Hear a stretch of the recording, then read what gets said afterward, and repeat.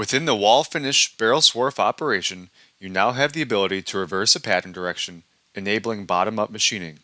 Additionally, you can now manage the maximum cut step of the toolpath, providing greater control over toolpath point spacing. Taking a closer look at the toolpath reversal function, we see that in the current condition of top-down machining, a majority of the cutting may occur at the bottom of the tool. Here, there is the least amount of clearance for chips to be evacuated. If we reverse the toolpath direction to a bottom-up style toolpath, the chips will have more room to evacuate, resulting in a better surface finish.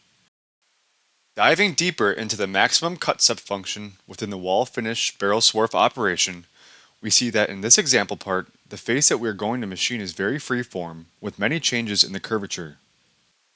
In the current condition, there are too few toolpath points, and when ran on a 5-axis machine tool, jerky motion is likely to occur.